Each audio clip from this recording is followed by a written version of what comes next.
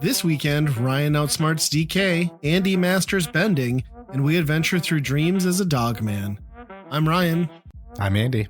And this is Weekend Rental, episode 172.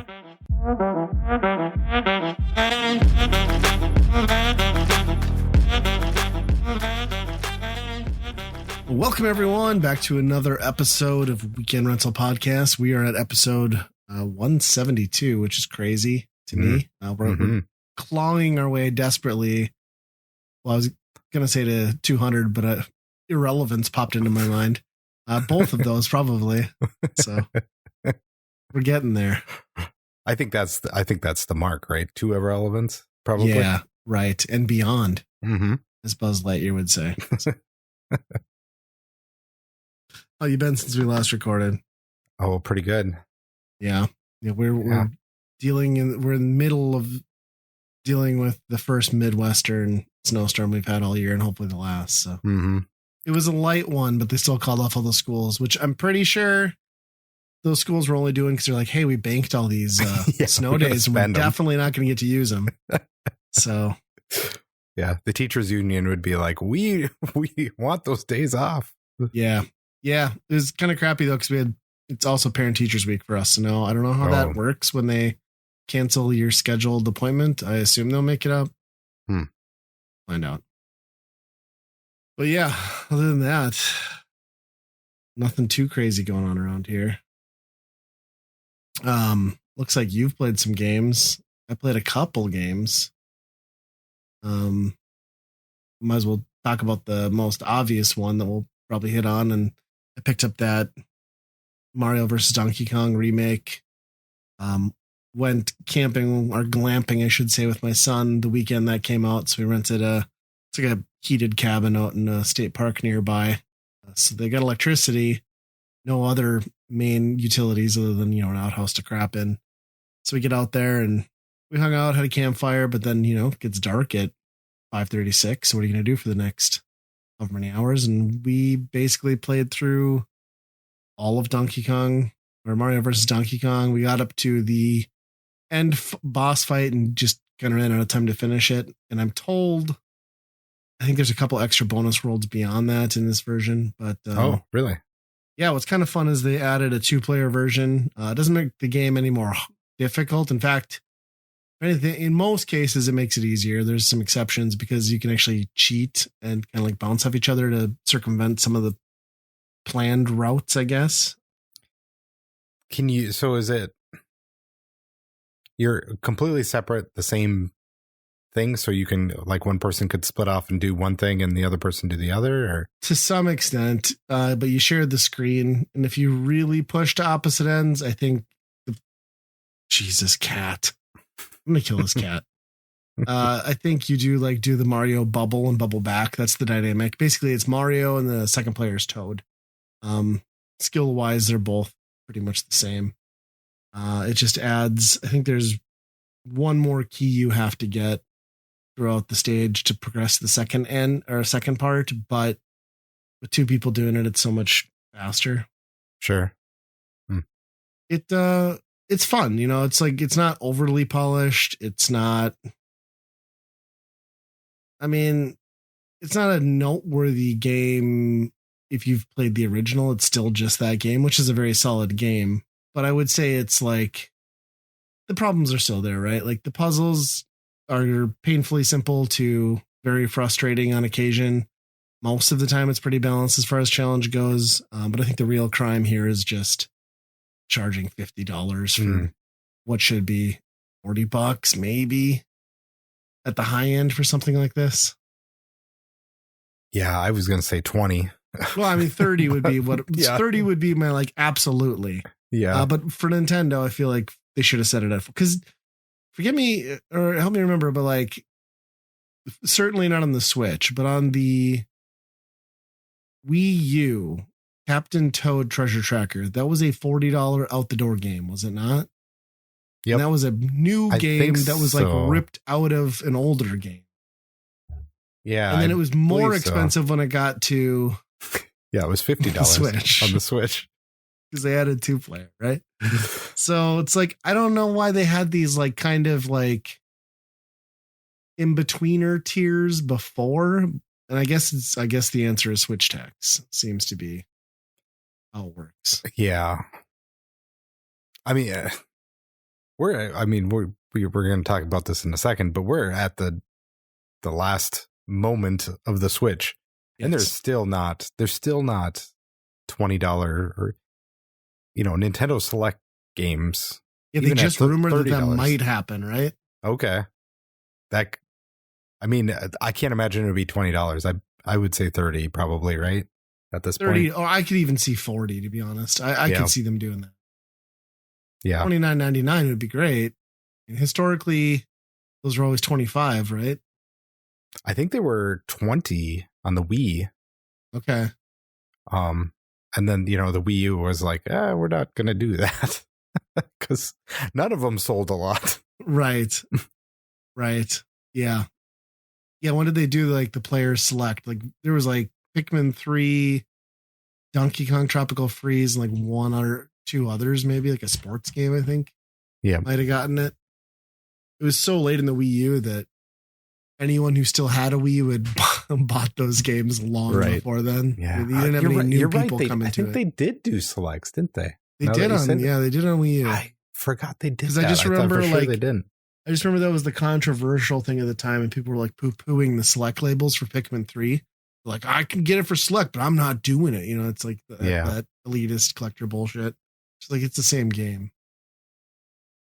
Huh. Yeah. Yeah. There's not much left, that's for sure, on the Switch. I think that Peach game is like the biggest thing left, right? Yeah, we got Peach. Isn't there another remake, Thousand Year Door, coming up? That'll be the Thousand Year Door, which is a great game if you want to. I mean, those games are great for the dialogue and the humor and not so much the gameplay. I guess, but what is that? Because of that style, what's the remaster really? I don't know. I mean, I guess clear off the jaggies, but it was already a pretty gorgeous GameCube game and has not aged really. Yeah. Yeah. Well, Metroid Prime 4 at some point is right. I mean, it was in the trailers or the directs. I don't know. That's going to be. Yeah. But yeah. Probably not launch. No. I don't know. It's hard to recommend Mario vs. Donkey Kong at full price. It's easy to recommend as a game, and it's a good co-op game with a younger. Yeah. And to be honest, there's not a lot of moments in it where you get at odds with each other. There are a couple situations, but you can always drop out and go to solo mode when it makes more sense. Okay. Like boss battles and stuff, and then have someone jump back in. So yeah, kind of one of the better co-op in a platform puzzler type game. Which is cool. There's not a lot, like co-op games quite like that. Right. That you can play 2-player and still make it work. Yep. You've been playing anything new? Oh boy, I've been playing a whole bunch of stuff. Such as? I'll talk about what my kids have been playing first. How about Bluey? That show that I haven't watched. A show that it's adored in this household. They made a video game about it. And they put it in the hands of, a company that specializes in great licensed video games, outright games, I think they're called. They're not very good at video game development. So they put this game out and it came on Game Pass. So of course my kids immediately wanted it. And they played it a while, and holy shit, that game is bare bones. There is oh really? Maybe 4 levels in it. Wow.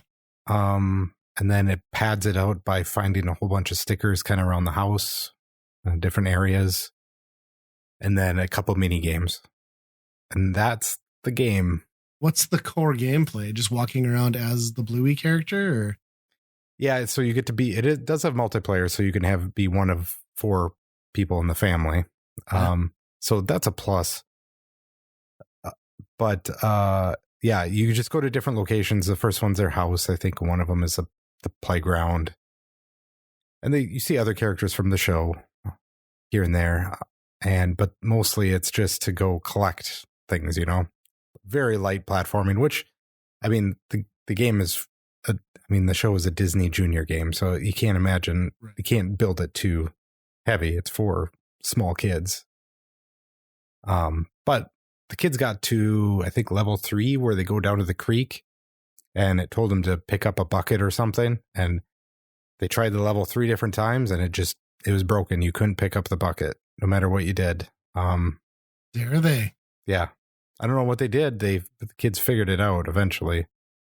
I don't know if they rebooted it or what, but finally got past that bug. And yeah, for being like one of our kids' favorite shows, I just feel like it's dropped off immediately. It was like an afternoon, and it was like, well, we're done with that. Well, it's a good lesson in the harsh reality of how your favorite TV shows are always going to be your worst games. Right. In most cases. Yeah. I couldn't tell if there's any new content in here or if they're using like the same like voices from the show. Oh, sure. Just recycling audio. Like clips from show. Yeah, I'm not sure. It'd be way cheaper, right? If you're already paying up for a license and you're going to half-ass it anyway. Yeah. Huh. I'm surprised though, because I guess maybe, Disney, I don't know if they technically own the rights to it, like a video game of Bluey, I guess. It just seems weird that they would put, if it was a Disney property, that they would put it out with, this developer. I don't know. I always find it strange that these type of games make it to Game Pass. Like this one and like the Peppa Pig one. I'm like, are like 5 households playing these things ever before they take them off the service? I don't know.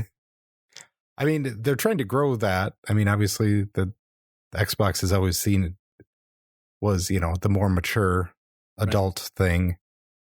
And I think they've really tried to push that to be like, no, this is the family box. Everybody can play it, which is, it's kind of nice to just have something on Game Pass like that where like my 4-year-old can play it, Sure. It'd be nice to have like a quality family title. Mm-hmm. Outside of Nintendo, there's not a lot of those, I guess. Yeah. It's a bummer because it would be bad to buy this game. I think. Luckily you never have to. I think I did on the Switch and I have no idea where it's at. Oh no. So oh no. It's too bad. But yeah, what else beyond that? What else did I play? I played another game that was on Game Pass, which is called Brotato. Yes, have you seen this? I've installed it and I've been meaning to play it. I know roughly what it's about. Do you like Vampire Survivors? That's basically what I've heard. With potato. Yep. Yeah, it's a lot like Vampire Survivors and Binding of Isaac. It's got that art style kind of. And is it more open world or is it room to room? No, it's just one square.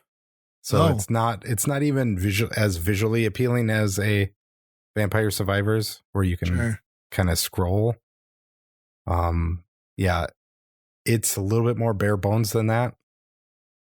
And I have to say it's not as satisfying. Okay. I mean, very few things are as satisfying as Vampire Survivors. Right. Well, first of all, I don't think it has like the combination stuff where you really get there's never a moment where I feel absolutely overpowered in this game, which is part of the problem, I think. Yeah, that's part of the key driver that like keeps you engaged with the Vampire Survivors. Yeah, at least have swings of that, right? Yeah, you want to hit God tier on occasion. Yeah. Almost everything in here is like, yeah, you get, more damage, but you're losing out on luck, or, you're sacrificing something to gain another thing. even if you're gaining just slightly more of that thing. Okay. So it really is like down to like what kind of build you can get out of the random stuff that's available to you. Sure. Every character is a little bit different, kind of like in Vampire Survivors, but some of them are just kind of dumb, and this, just doesn't work the same way. And some of them, I don't know if you could beat the game. It would be tough, I think. But I have beat it with a couple characters, and what was the timeline to like get a perfect or get a full run? How many hours did you invest?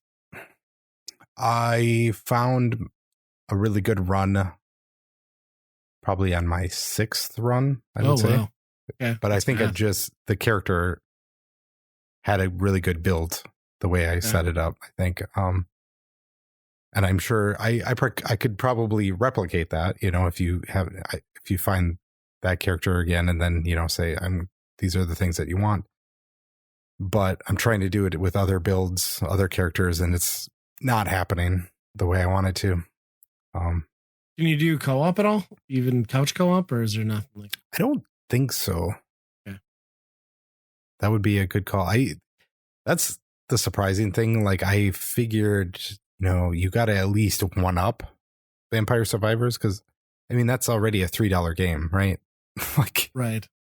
You kind of need to one up them to even say you're a game in the same genre, I would say. Yeah. I will say the artwork definitely, when you say Binding of Isaac, the artwork and the character design really felt like Binding of Isaac from like the visual aesthetic. Yeah. Yeah. Everything I read was like, it's very Vampire Survivor like. Yeah. And it does have parts like Binding of Isaac, where if you get the wrong thing in a build, it just messes up your whole build. There's some things that are just actually bad. Whereas like Vampire Survivors, I don't like, other than taking up a spot to maybe something that doesn't help you as much. Sure.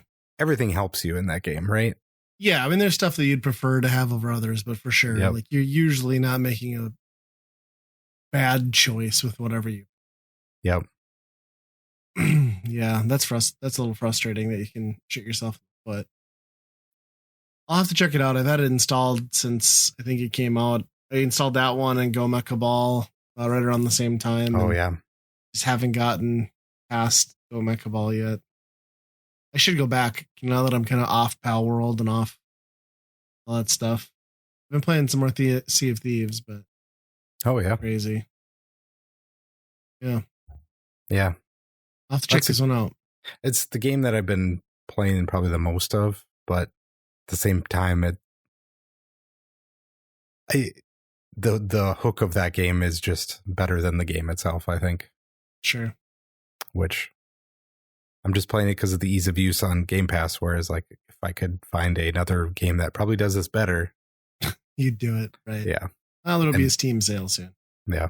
I could jump into Vampire Survivors again. I think there's a lot that I haven't played, I guess, but yeah, I almost picked up that like fanatical bundle, a bunch of those games just because I had Vampire Survivors. I was like, well, I don't have it on Steam yet. Do I need to start it on like a third platform? Probably not. Yeah. Well, and that's the other thing. There's the progression between them is just unlocking new characters, and I think you do get new items that might show up, but there is no like progression in the case that, oh, now, you're spending your money in between to raise a stat, Right.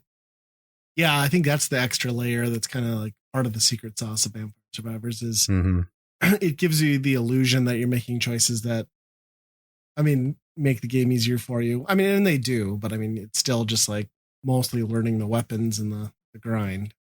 Yeah. That's where I'm kind of at, where like vampires, like you said, Vampire Survivors, you feel like, okay, I unlock this thing. Now I probably have a better chance. I'm going to make another run. And now when you die in this game, it's just like, well, I don't want to play that character again because it didn't work out. And what's going to change next time, Sure. Yeah. Well, it's a good thing that it came to Game Pass. So yeah, you didn't drop a few bucks on it. And right. Put it aside after like half a day. Yep.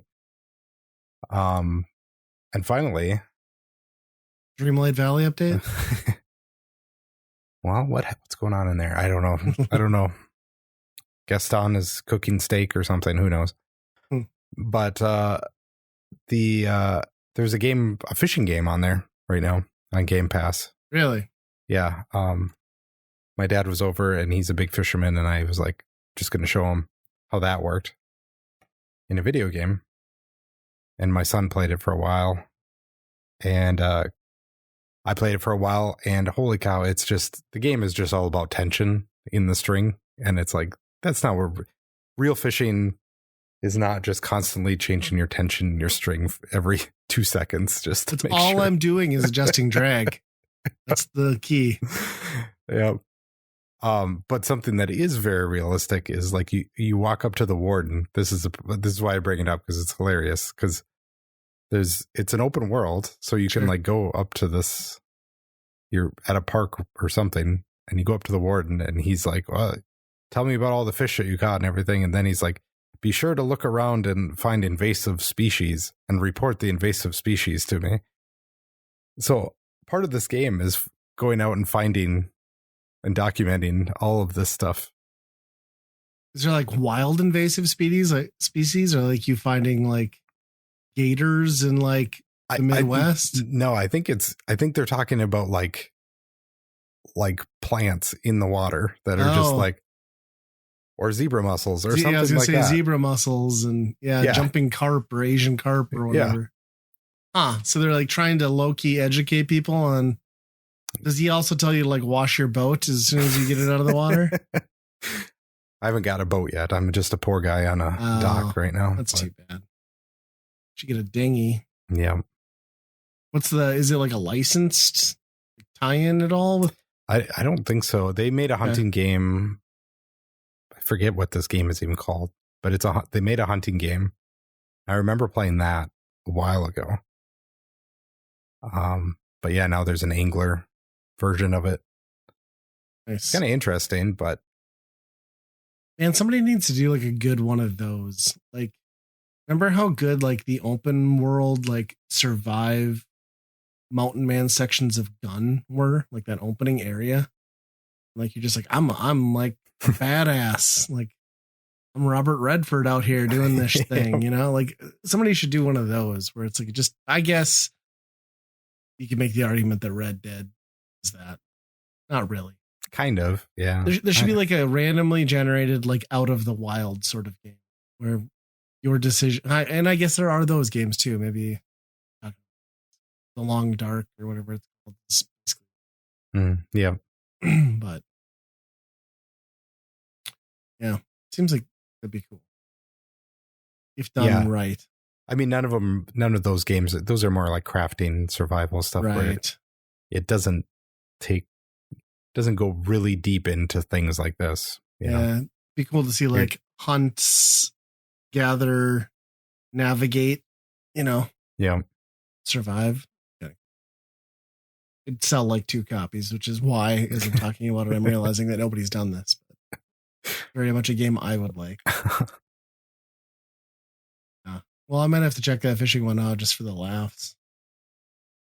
I did see a YouTube video and someone was playing the Meta Quest version of Power Wash Simulator, and I'm pretty convinced that I need to buy that now. Watching someone shimmy themselves on the floor underneath the tractor to spray it in VR seems really cool. Like, I could totally zen out for a couple hours and like spray the undercarriage of a gnome or two. Yeah, that would be pretty cool. I wonder, it'd be really cool if they could like take like something like a chair in your room and just like cover it in like fake dirt. Yes. And then you have to spray it sitting off. in filth. Yeah. Mm-hmm. Yeah, that would be cool. Like a little AR tie-in. Like it. Yeah. Yeah. Well, besides playing games, been some pretty continuingly grim news.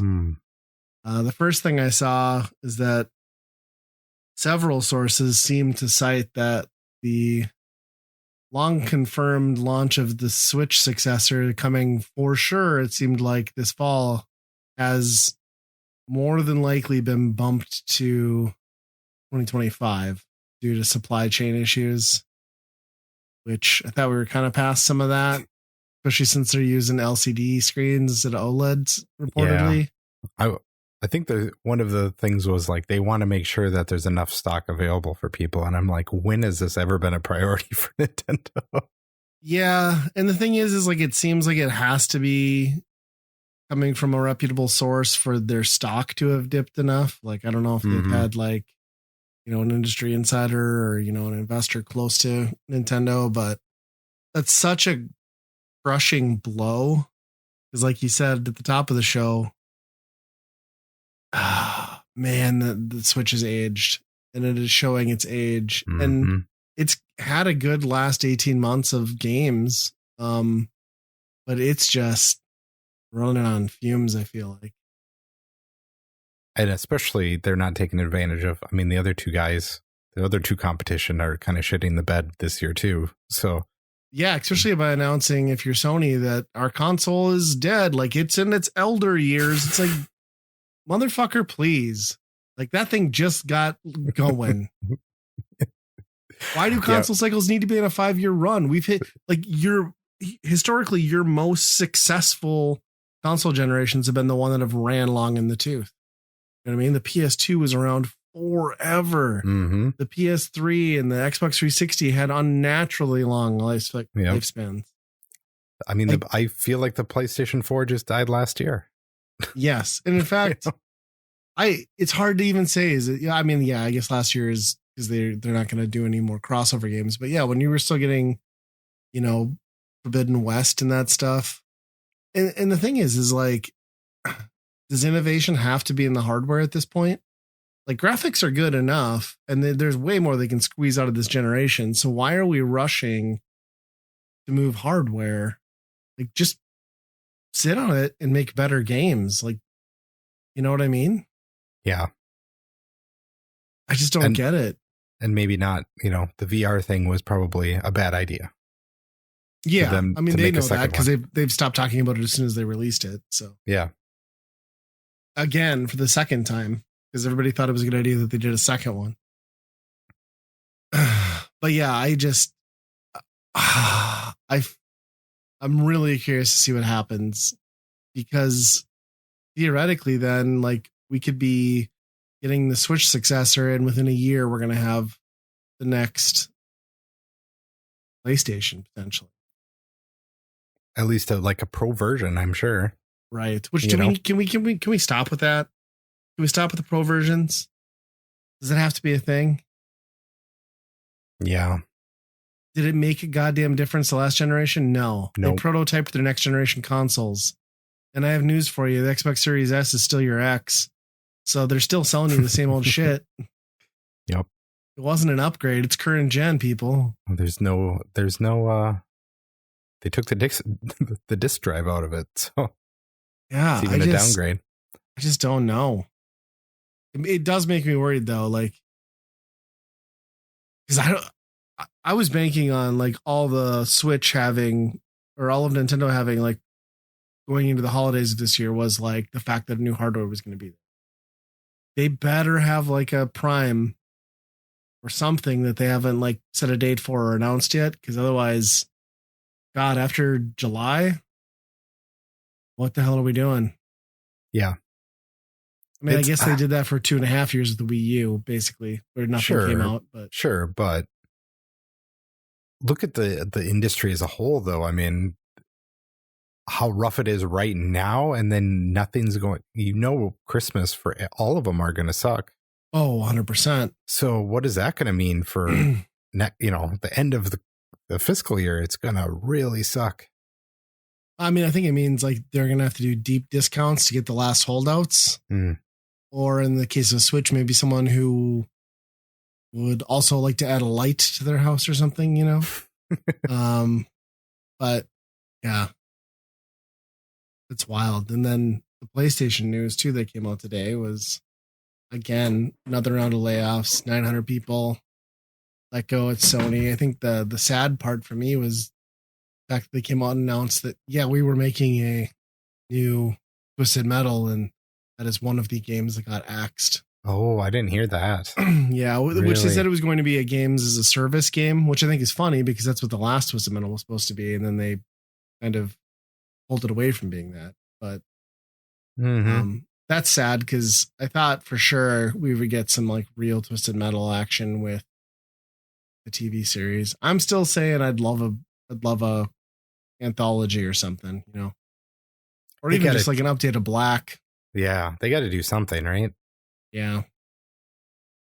But yeah, 900 is significant for Sony. They shut down like London, right? Games. Yeah. Yeah. It sounds like lots of games were in the pipeline that got axed. So, which, you know, kind of makes me wonder with that Bungie acquisition too, because, you know, they brought Bungie in to like do games as a service. And then all they've done since then is cancel all their games as a service. Yeah. So like, when are they just going to gut Bungie? You know what I mean? Yeah. Cause I mean, that's why they bought them, was because they were experts at that style of game. Yeah. Cause it sounded like the agreement was they'll fuck off with what we do with Destiny and we'll help them make games as a service. And now they just don't have that in the pipeline. Yeah. And I'm sure Sony's like, why are we like hemorrhaging money? You know, cause it's not like ongoing development and support and DLC for something like Bungie is inexpensive. I'm sure they're looking at that and they're like, this isn't good, you know, right now, especially. Yeah. Not as much as I love Destiny too. Who's talking about that anymore though? I feel like nobody does. It's the diehards, right? It's the people that still get together with their raid party and, you know, but I can't tell you the last person who's like, hey, have you checked out the new update or expansion for that? Right. The answer is no. Yeah. I mean, maybe there's still enough people there that makes sense, but I don't know. That games as a service stuff, it's like people can only play so many of those. They only have so many. Yeah, you only have so much time. You can pick like basically one or two as your game, as your forever game, right? Yeah. And like that just kind of eventually, if you don't, and that can work if you have a good group, but like eventually people fall off and then you always find yourself in the same thing where it's like, well, I'm the only one doing this now. So, and I get so disappointed with something like a Destiny 2 and like Bungie because the core gameplay there is so compelling and so good. And they just get into the expansion grind of like, you have to read like 200-page manual to understand how to grind out to get the gear thing to be more legendary for this. And it's just like, it's not the game I want. Like the game I want is what you developed. And now you're going to sit on this for 8 years while I wait for the next chunk of hopefully the part I enjoyed, you know? Yeah. I've never found those expansions to keep me engaged because it seems like all they do is add raid content, right? And that's not what I like about Bungie for the most part, or Destiny, right? And they're fun to do once, maybe, but But then, the repeatable stuff. It's like I can't believe we're in 2024 and the you know. I'm just talking about a game. I was just talking about a game that's run based, so I can't say too much, but it's a little different when it's more of an immersive open world sort of game though, right? Yeah. I mean, it is. It's a lot of these games are fueled by never ending filler, by repeating the same content over and over. And even Sea of Thieves largely is a great example of that too. And the only reason I think I've been having fun with it is like, I haven't seen most of it. Mm-hmm. But even now, like I've sunk probably 35 hours into that game and I get the loop. You know what I mean? Like it doesn't make it less fun, but I don't know how long that's going to keep me there. Yeah. Yeah. There's going to be so many games that are, if they haven't been killed yet and they launch, they're just going to be dead right away. Yeah. Again, like we've been talking about, like all this stuff is just like continuing compelling reason to just say, hey, I'll buy a decent gaming PC. Yep. Steam is at least reliable for some fun. And Epic, you know, never buy a game, but have a library of infinite games. It's always something, right? I spend $5 on that store and I have like, I don't know, 200 games. It's great. Speaking of games like that. My nieces and nephews still play Age of Mythology. Somehow, well, they released it on Steam, I think, a while ago, so you could actually play it. But before that, they were like hooking up these like kind of scary like peer-to-peer apps that were just like you type in the other person IP addresses in, and like how you used to do it, right? Kind of like a GameSpy knockoff, but now they kind of took over. But they are remastering that game finally. They've done a lot of Age of Empires stuff, and I think they even put a new one out recently. So it's nice that they went to the mythology one, because that was the one that I was into when I was young. Sure. That was like the one RTS game that I kind of really got into. I've since dropped off because I just don't like. I don't have the skills to do an RTS in a competitive way at all with anybody else. I like playing, through the story and stuff like that in StarCraft and all that, but multiplayer, yeah, I just get my ass kicked every single time. But I found it pretty surprising that these are still like happening, and even in that world, they're not making necessarily new ones. They're kind of still remastering these games from like forever ago. Well, that's what I was gonna say. Is like, are they picking up new player base, or are they just like trying to appease what was left of a once grand audience? Yeah, I don't know.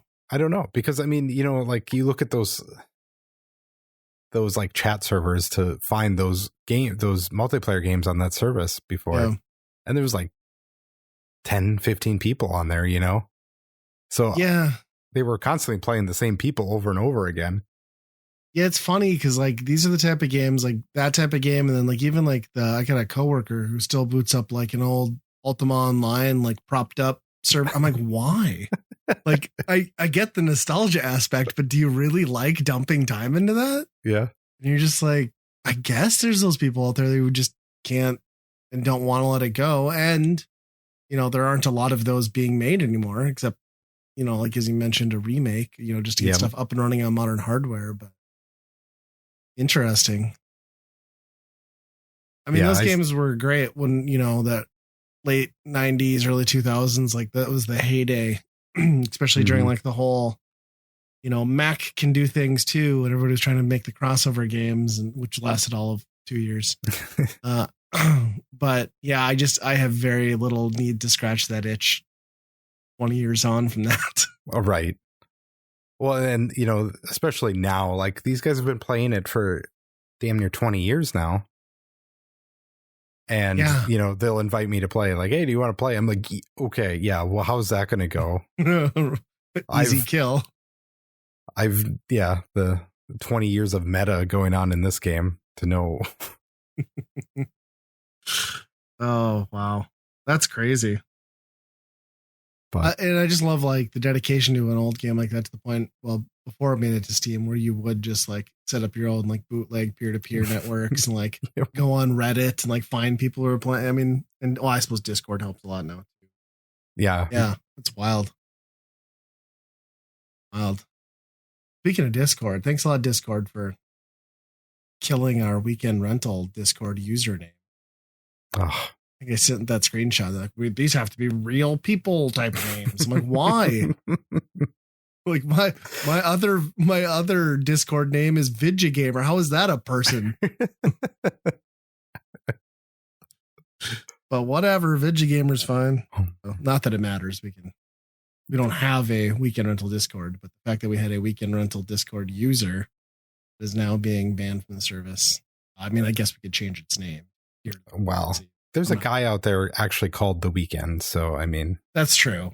And we got Gary's weekend rental. It's a real fucking clusterfuck.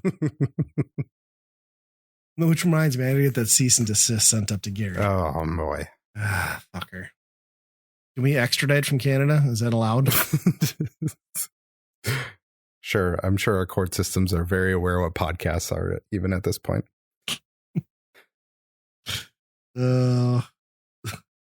Anything else been going on? Oh man, what's the Pokemon one? Oh, they put out their Pokemon Direct because, Pokemon can't be in a regular Nintendo Direct. They have to have their own thing. I didn't know they got their own directs. So out of the loop. Yeah. And what did we learn? Talk about a games as a service bullshit. Okay. I mean, they just parade through every Pokemon app that they have, Pokemon Go. And it's just like, here's this special going on. If you go in there and you get this bundle, it's just, there was probably like 5 things in a row that was like that, where it was just like, log in now and you get your 1,000 diamonds or whatever. Also, they can get like 1,000 or 2 ad views on some bullshit. Yep. Then they showed off a new mobile game, which is the Pokemon trading card game in a different format. And they're going to start charging for digital packs, I think. All right. Yep. I'm sure people are clamoring for that. That's where this is going. At least do something interesting. Do like a QR code on all like a new line of cards that you buy physically and also just suck into your... That's a way better idea. That's actually what they do right now. There is in each pack, there is a QR code on one of the cards. Okay. That you get a digital pack in the app or whatever. But this seems way more streamlined. They got a lot more going on. And yeah, it's going to be more of a, we're going to make you buy this shit, in the app. Double dip, right? Yep. So speaking of QR codes, I'm sure you've used Microsoft Authenticator plenty in your life, especially with your line of work, but we've been using it more at work because we just switched to M365. I love how laughably dumb that app is with QR codes. Like, you'll pull it up, it will take a picture, and it's got like 1/100th of the QR code in the picture that it takes you, but it still authenticates. Good enough. Sure it's I'm sure it's actually reading a QR code, but like just the fact that it shows you that it failed, but you get the green light is great from a security perspective. You're like, yeah, my organization is safe. Thanks, Microsoft. I think it's actually just a CAPTCHA to prove you're not a robot. That it's like, do you know what a QR code is? Yeah. Yeah, that could be. Like, he attempted to take a picture of a QR code. Must be the guy we think it is. Yeah. Just so laughably bad. Great. Yeah. Meanwhile, the other 2 companies, all these other companies are making AI shit that scares the hell out of me. So, yeah. Well, I mean, we're real close to the Terminator apocalypse. That thing where Google showed off where it's just generating video games now, that's pretty wild. I mean, that's going to be the future of these people that just make shovelware for like Switch and Steam, right? Yeah. Like, they're just going to like type in a hypothetical game, whatever it craps out, they're going to slap cover art for, which they'll also have the AI generate that. And then they'll be like 99 cents. I mean, it will work. Yep. Sadly. I'm sure it's probably happening right now as we speak. Yeah, for sure. We'll probably get some gems, just like a really hilariously great broken train wreck of some piece of shit.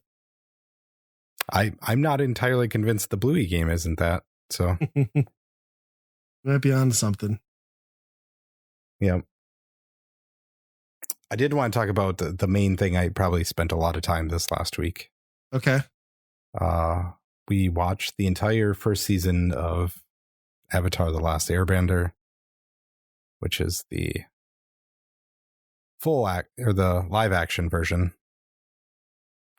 That's not a movie. They tried a movie that didn't work out so good. Yeah, they dropped. Mm-hmm. How does the show stack up? Pretty good.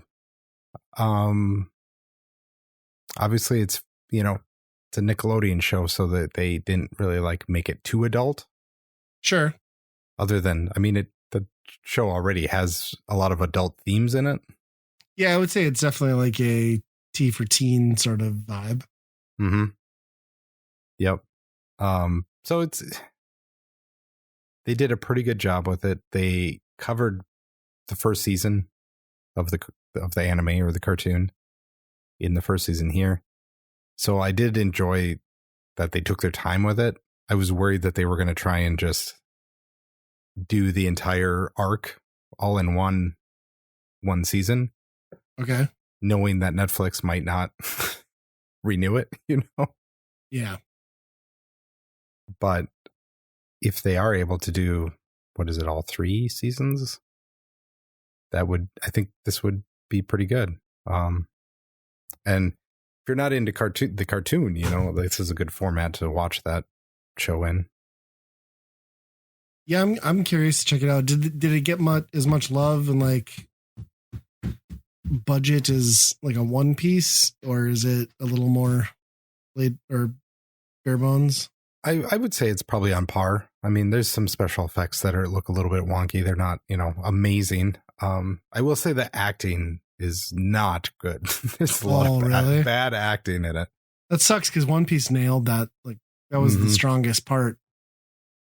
Yeah. I don't know if it's because of just like they took a lot of people from different races that I don't know if the culture, the accents of their culture really meshed the exact way. Gotcha. It's, in a cartoon, it's just like people, right? It's like, oh, these are the people. But when you make a live action, you have to pick actual people that look like things. And, the snow or the water tribe, is kind of, I think they're kind of trying to shoot for like a Native American kind of vibe to it.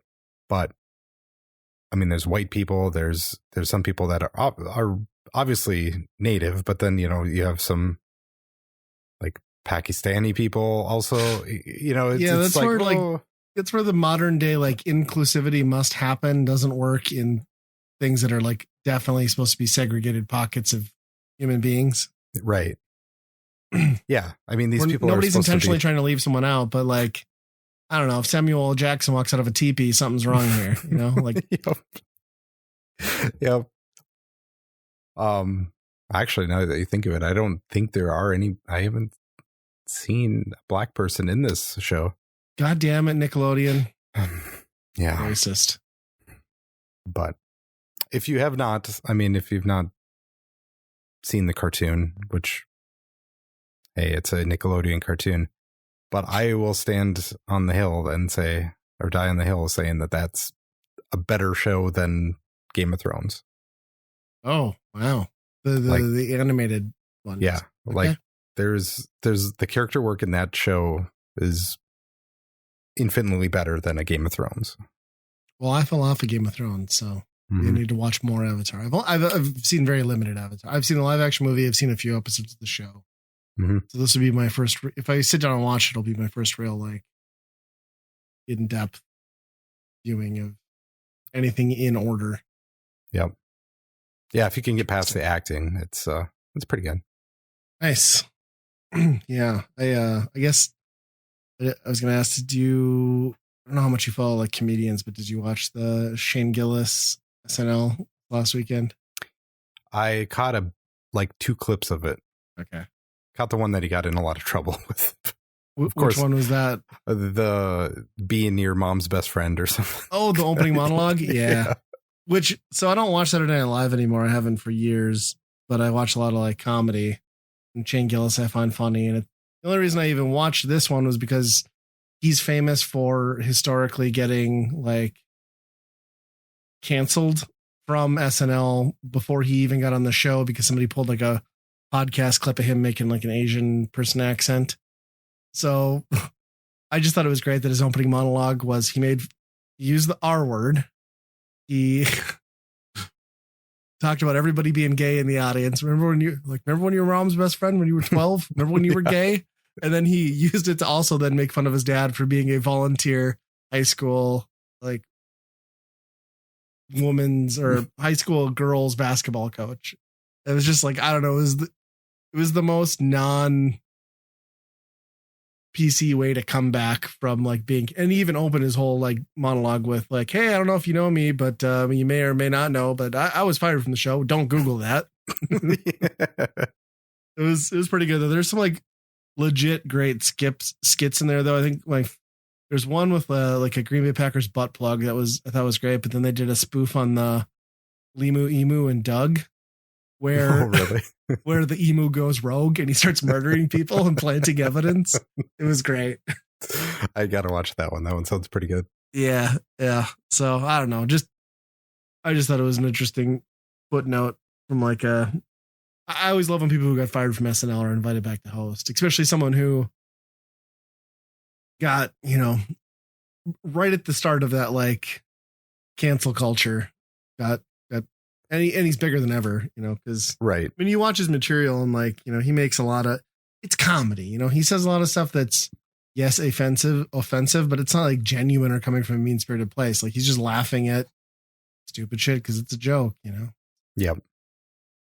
That was pretty good. And I think it's hilarious that he's now the face of like Bud Light too. Yeah, that was I watched a skit of his the other day. Have you seen the drill sergeant one? I don't think so. Or no, the grill sergeant. He's basically Guy Fieri. Okay. Yeah, I've seen parts of that. With Vietnam PTSD. Whatever. Yeah, that was another one I liked from SNL was they did because the sneakers, they did a white men can't Trump.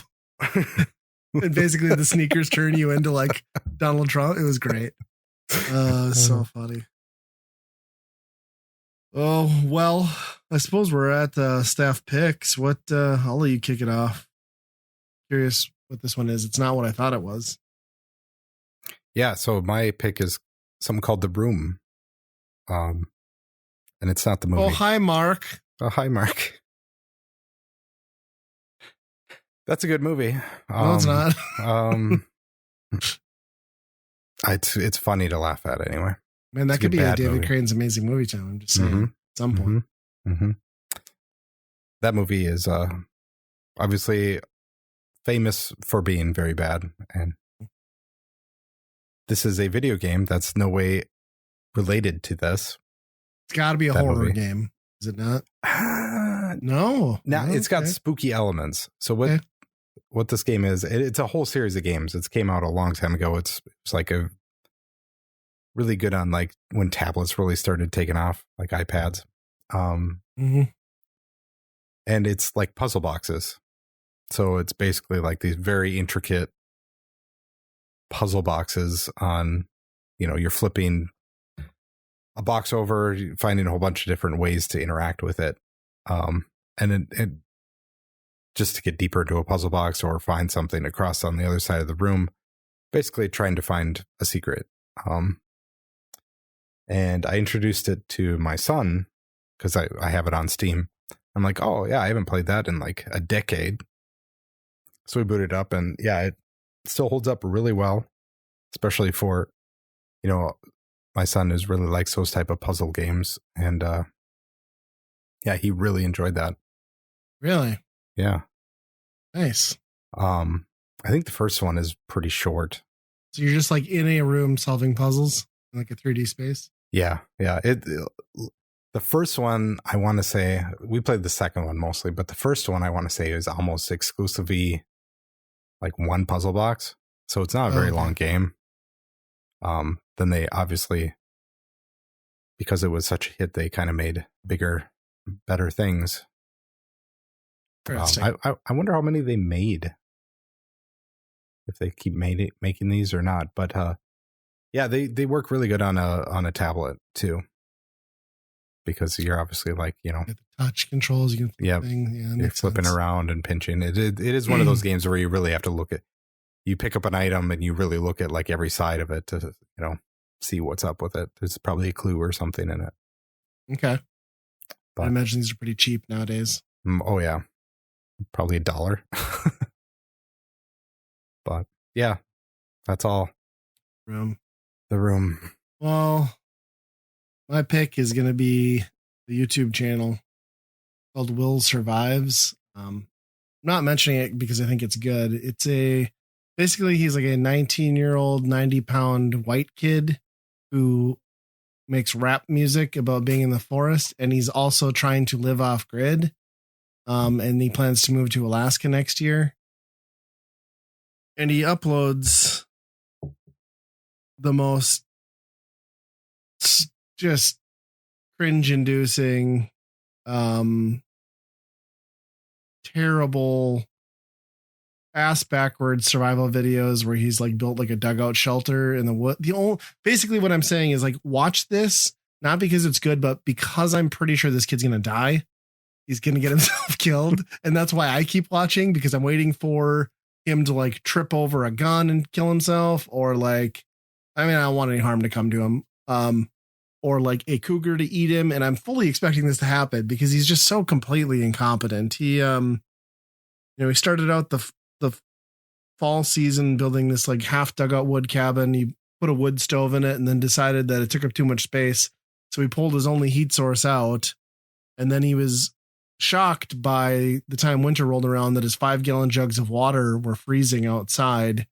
And he stores all of his food in a, like vehicle cargo carrier thing that he just lays on the ground in a mesh tent, outside.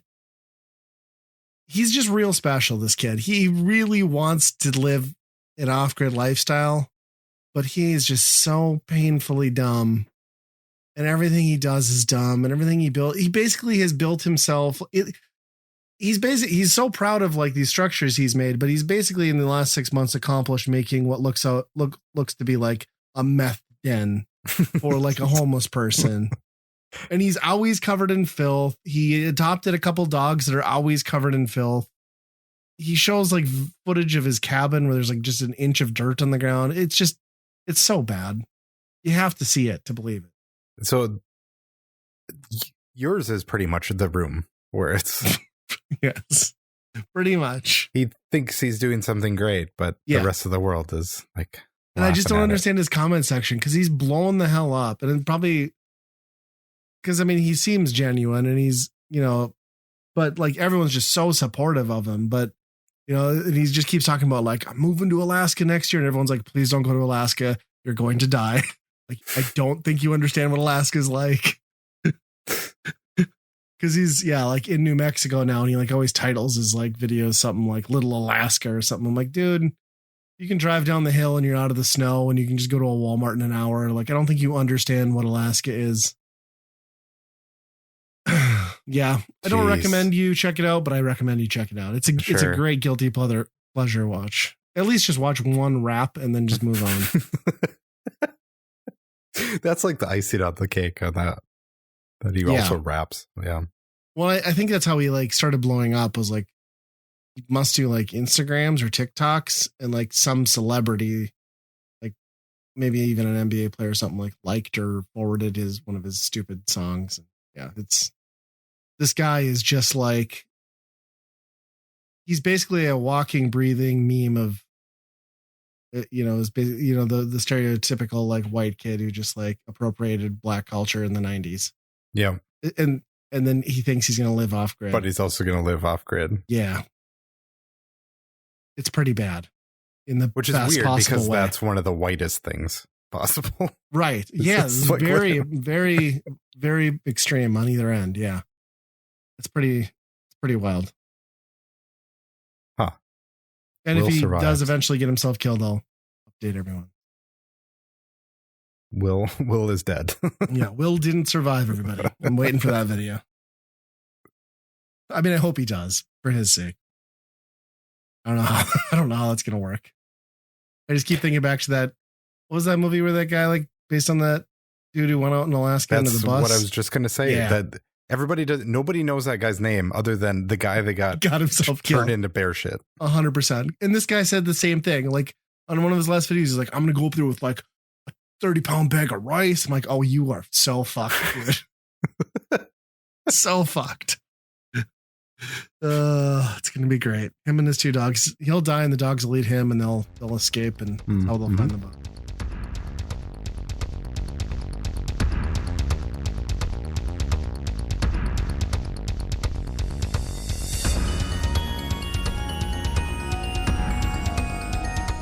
If you're having a good time with us at Weekend Rental, I think you might enjoy all the great geeky stuff found on the Geekade Podcast Network. They've got podcasts about games, music, movies, and more. Plus, if you order off their secret menu, also known as the Geekade Patreon, you just might find an exclusive movie podcast hosted by Ryan and myself. Check it out over at geekade.com. And hey, if you'd like to turn weekend rental into a true multimedia experience, our YouTube and Twitch channels might just be for you.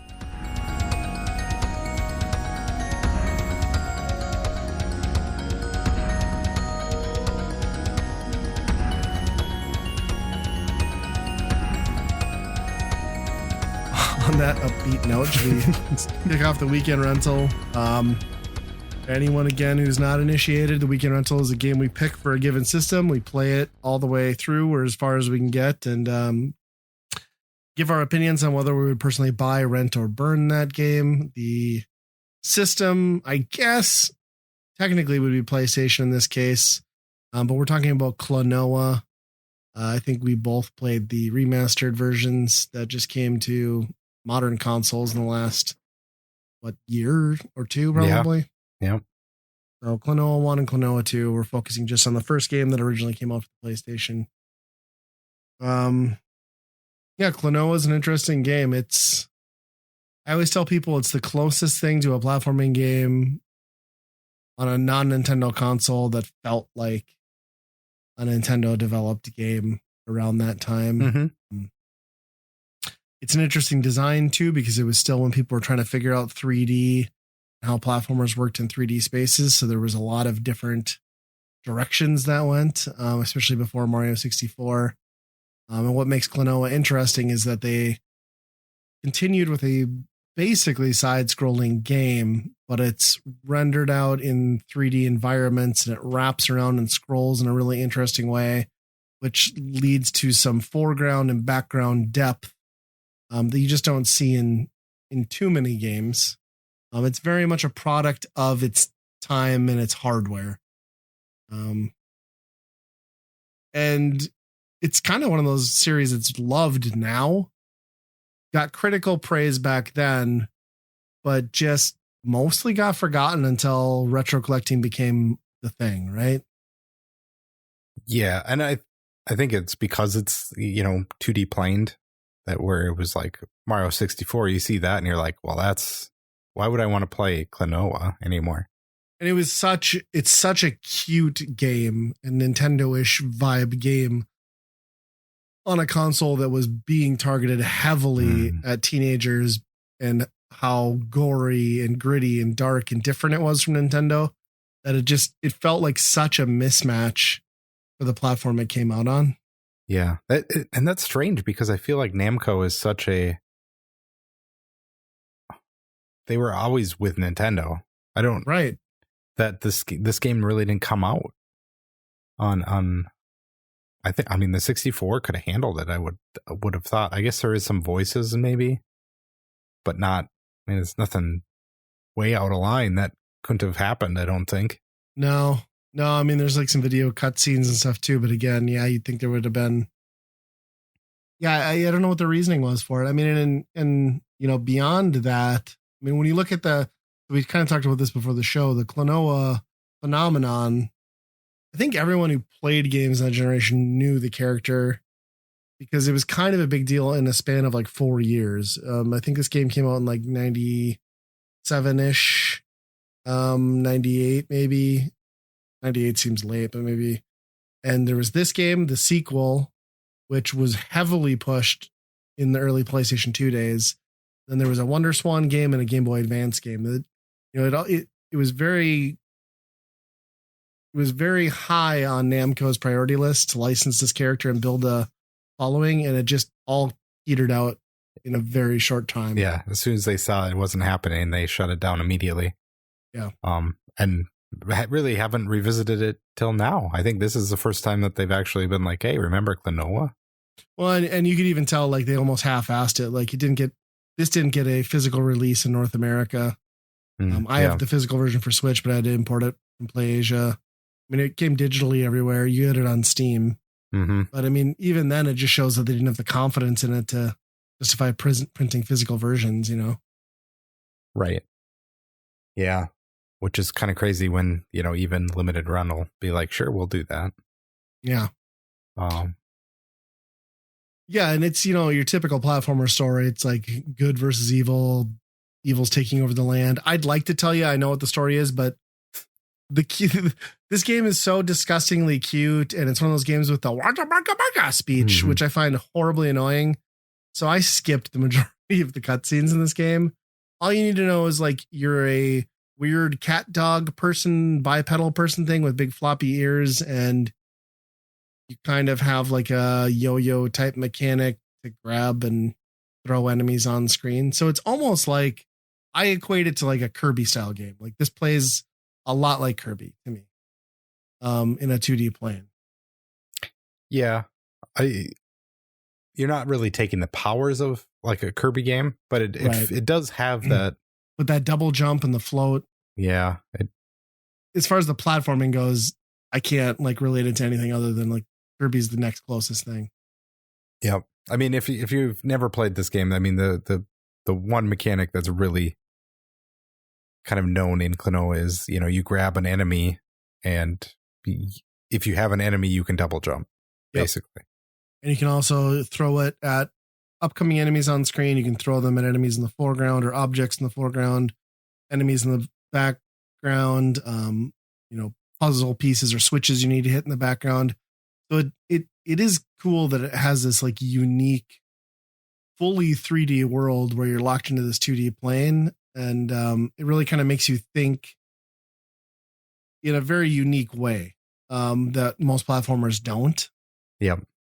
And all along, like, and some people will probably disagree, like it really is a game that does a great job of like the visual spectrum. You know, it really tries to emphasize like these detailed backgrounds, I mean, for the time, and kind of showing you the whole world, and you know, maybe the path that you're going to be following later on in the level as things wind around. It's a very unique experience in that regard. Yeah, seeing where you're going to be going is cool in some regards, and then crucial in others. Right. Like, because some spots you're like, oh, you see it before, you see the ending to a spot that before, and then you kind of know which direction to go, which is really helpful. Because it can get confusing. Sometimes you're switching planes altogether. Yeah. Sometimes, which that can get kind of confusing about like, okay, where do I need to go? Where do I need to be? It is one of those games where there's collectibles, so they'll throw in, you know, a fork in the road, and one of them gets you to a collectible, while the other one, you know, takes you to the end of the level. So there's some of that going on, kind of backtracking if you miss something. I didn't get too far into that. Like, I didn't get all of the collectibles in every level when I played it, but yeah, I don't think I did either. I mean, there were a couple where I managed to find them all. And that's really like where the added difficulty comes from in the game, or the exploration, because the base gameplay in this game, like a Kirby game, is for the most part painfully simple. There is, you know, obviously nothing ever has that same Nintendo level of polish, and there are very simple hazards that can absolutely drain your life count if you're playing carelessly in a otherwise straightforward level. But for the most part, there isn't a lot of challenge to this game until you get to the upper tiers. I would say once you get past like the fourth stage, and the levels really start winding and requiring a lot of elements from you in a single run without a continue. But for the most part, the rest of that game is super approachable. When they start having you go through more doors and stuff, though, as you get later on into some of those stages, that's where the 2D mechanic and, you know, the lack of perspective in some cases can make things very frustrating, because it's not always super clear where you need to go or what you might need to interact with, because even some of the pieces that you interact with, the switches, like, they don't necessarily jump out at you until you start to get how the game plays and is designed. Yep. It's so easy to miss that stuff and like reach what seems to be dead end until you figure that out. Yep.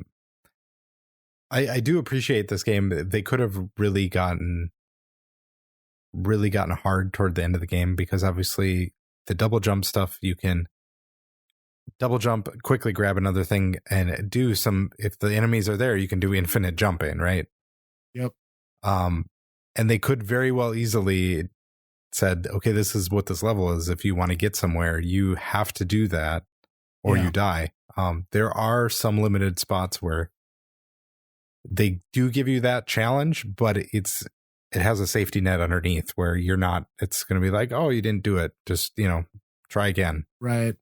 Or it's relegated to like a collectible or something where it isn't necessary for progression, but if you can get there, you get the reward, which is nice. Yeah.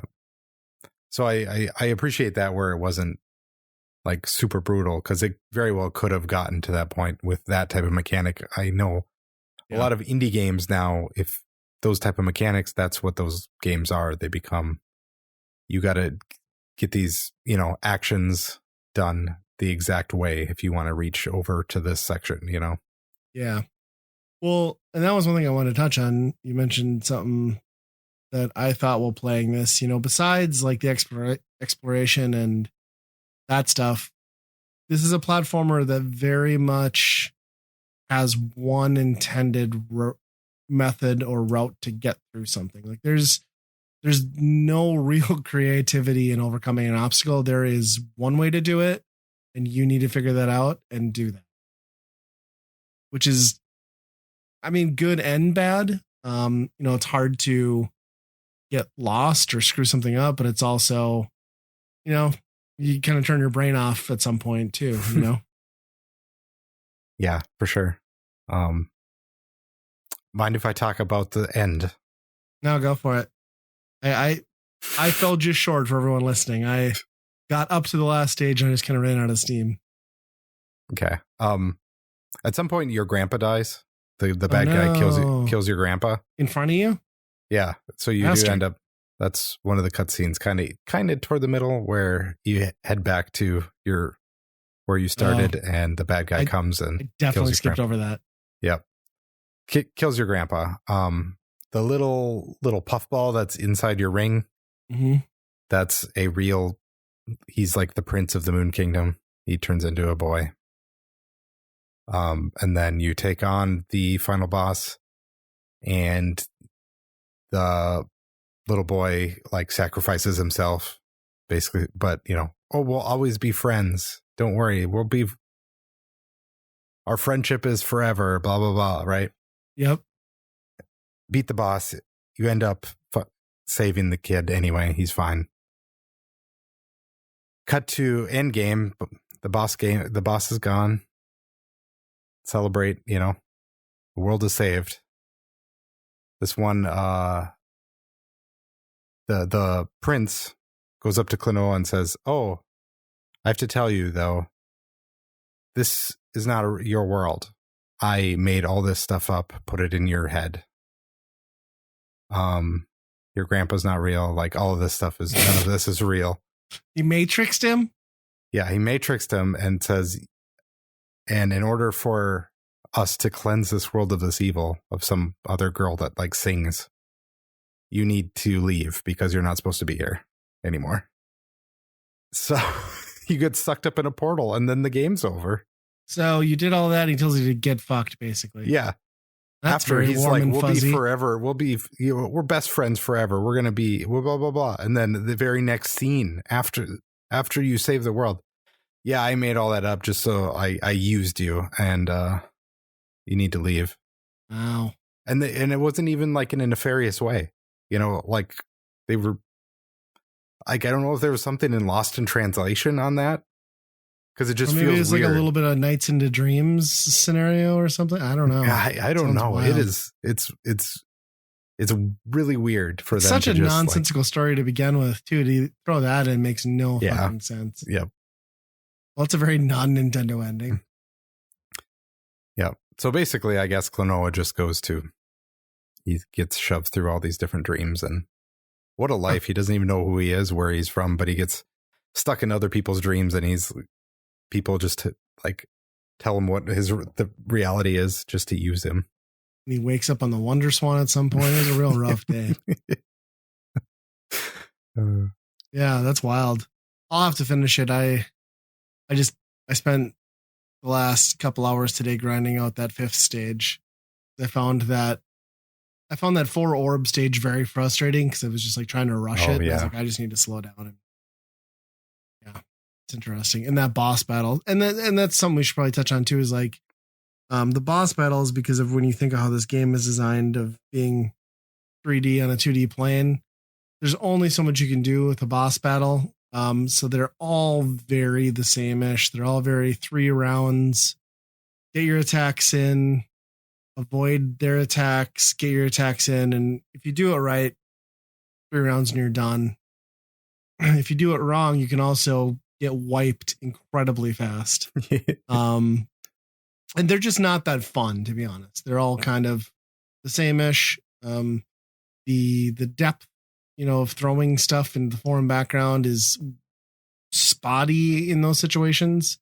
It just doesn't feel very satisfying. It feels more like, I would say most of those boss battles feel more like an exercise in self-defense than they do like a reward or taking on a challenge.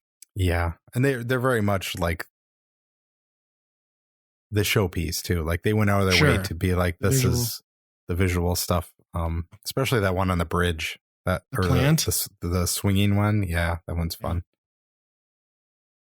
Yeah, I don't know. So, given everything we said, what do you think you'd give this thing on the buy and burn scale?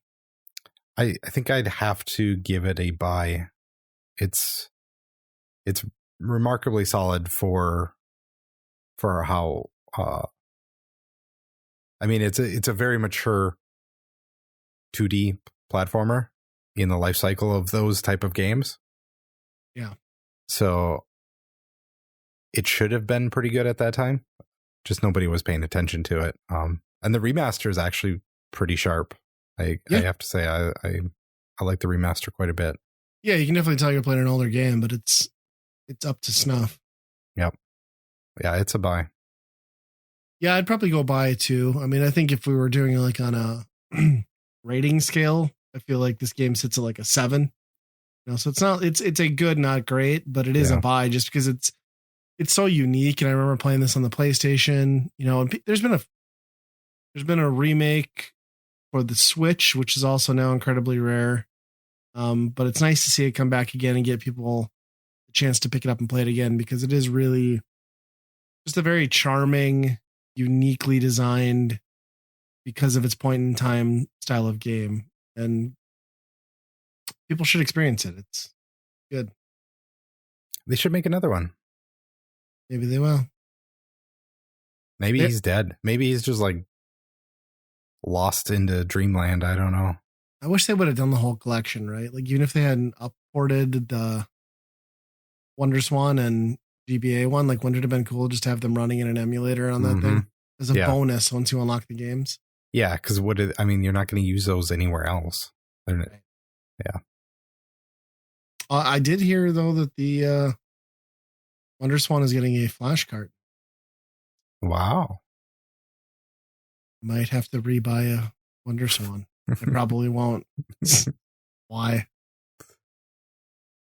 But yeah, solid game. Cool pick too. We don't do a lot of 3D stuff, so. Right. Yeah. So I want to hear what, some of us have always played some of these later gen 2D platformers. I guess Crash kind of fits into that, right? Sort of. Yeah. I mean, he's going forward and backward. That's only one direction. Yeah. Pandemonium did the same sort of thing, but that was like basically a launch title. Yep. But yeah, send us what you think is your favorite to our email address at weekendrental@gmail.com. We're also on Twitter or X. You can find us there. But we until might next be doing time, more on Twitch now, right? Potentially. Yeah. We'll try maybe finally. We're gonna test out some stuff over there. So check us out over there, twitch.tv/weekendrental. We're over there. But until next time, be kind, rewind.